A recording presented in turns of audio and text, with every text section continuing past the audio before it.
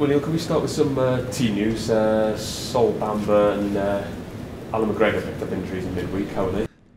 It's difficult to say with Sol. He's had a scan. Obviously, he won't be available for the weekend. But we don't really know the state of it at the moment. It doesn't look very good at the minute. McGregor's bruising's gone down a lot. If there's any doubt about him, he won't play. That's because Murph's done ever so well anyhow when he's played for us. So we'll assess McGregor later on. And I guess at this stage in the season, you've already said you're planning for next season. You're in no rush to rush anyone back. No, not at all. Not with the games coming up. A word on Brentford, a team in a similar situation. Yeah, very much so. Yeah, I like Dean. I think Dean's done a really good job there. They lost the top scorer, Hogan.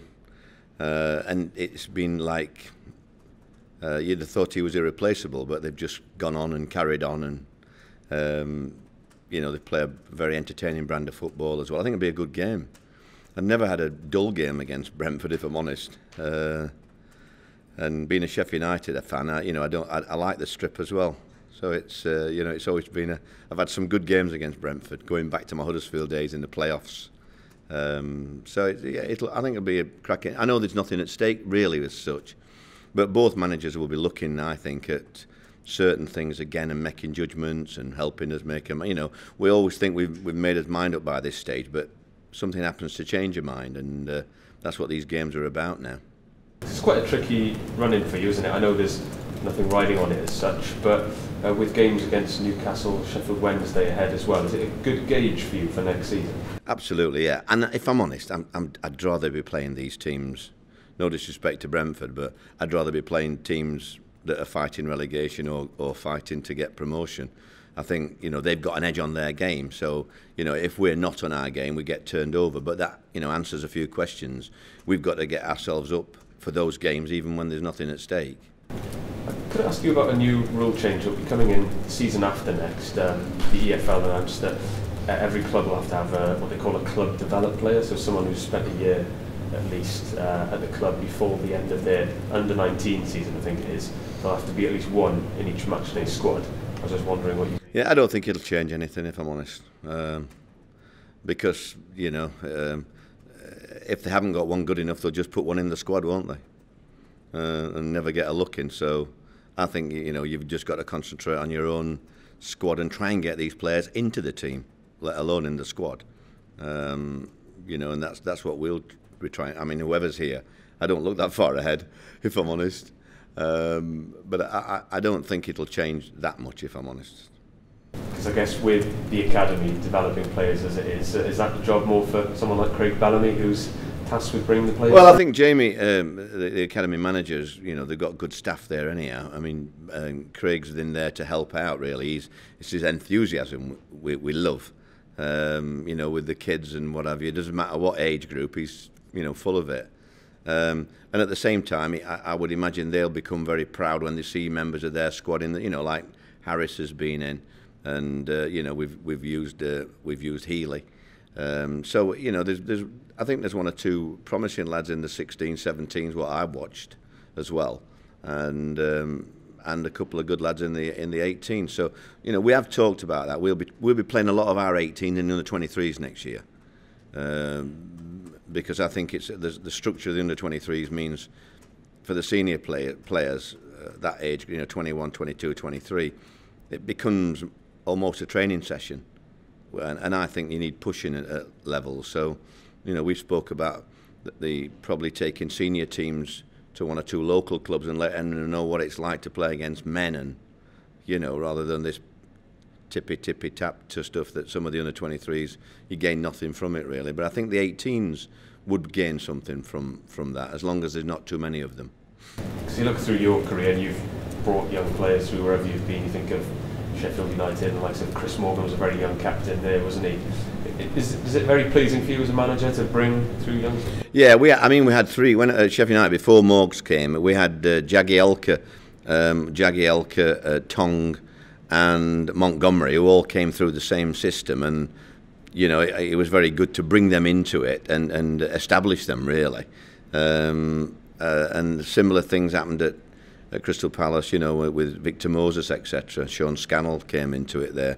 So there are players around if they're good enough, and it's just a matter of, at the moment at the top level, you know, it's easier to go away, to go abroad and spend 20 million than it is to give one or two lads a chance, because managers don't really look anything beyond the next 12 months, because it's such a, I mean, in the Championship, for example, 1.2 years is the average tenure of a manager.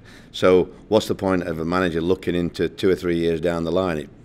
That's for other people to do. That's why the club's got to have a good back, you know, a good grounding, a good stability, and it's got to bring the academy through in the right way, away from the manager. Really, that's got to be a separate issue, and that's what we do here. You know, we talk to Jamie and Bellas quite a lot, but at the end of the day, you know, they'll tell us, can so come and training with us, and we bring them into the training, into the first team training, and have a look at them. And there's one or two good lads. You know, they're not out of place. They're full of confidence, and that's what you need, really. And just finally, from me, how many players do you see making that step up in the next few years? I honestly don't know. I've not seen enough of the young lads. I've only seen the 23s a couple of times, 18s as well. What we do is we get the best of those groups training with us. So I see them when they're with us, and there's quite a lot. You know, I'll be disappointed if I can't give Mark Harris a game before the end of the season. Really, it's just trying to pick the game at the same time, you know, making decisions on other players.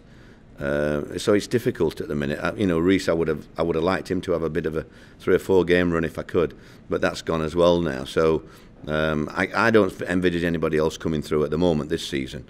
But you never know next year. You know, young lads go away as kids and come back as men in the summer. So that's my experience as a manager.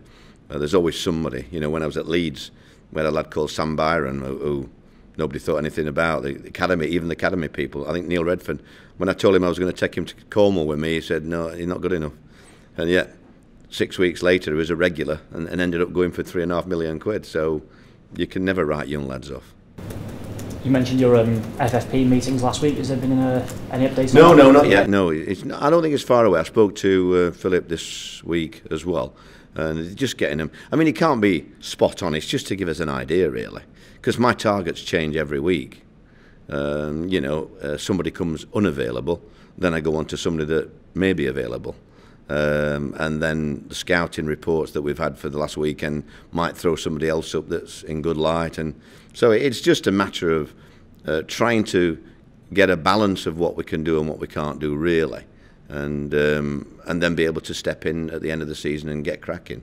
You also mentioned that you were planning to get a few people in as early as you possibly could. Any sort of developments on that front? No, I mean, I'd like to, but these things, you know, like I say, they're not straightforward and that. But it's a matter of, you know, you'd like them back before pre-season training. You'd like 3 or 4 of your signings in, so that they can have a good pre-season with you. Because even now, you can see the lads that didn't get a good pre-season last year.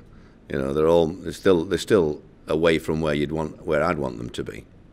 Just a final word on Ricky Lambert. What's any update on him at all? No, not really. He is training, but at the moment I don't think he's happy with his fitness at the minute. But he's going to be training hard and try and get back into the squad. Really, he's fully fit, so it's not a matter of him not being fit now.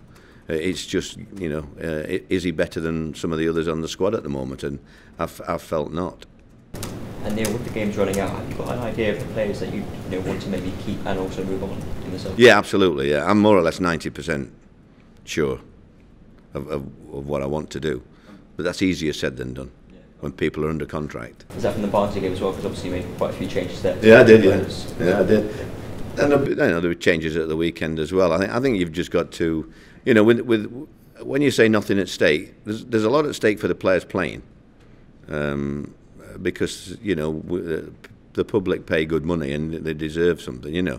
I was disappointed that we didn't create more the other night, but I was pleased with Ken Zahor and, you know, 1 or 2 of the other players in that situation, and we defended very well. And I thought Morrison fitted in again, looked lovely when he come on.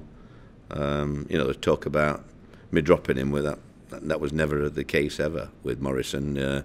We spoke last week about him missing a game, and felt Barnsley was probably the best game for him to miss, really. But it just shows you there again, he had to come on and he'll be looking forward to Saturday. I think he has looked sharper in training, if I'm honest. But I think they all have. I thought Conley did all right as well, and Murphy did well when he come on.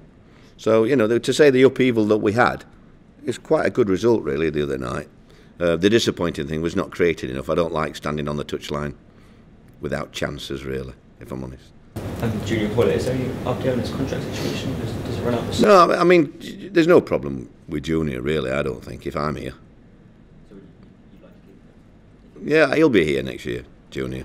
I'm very optimistic of that.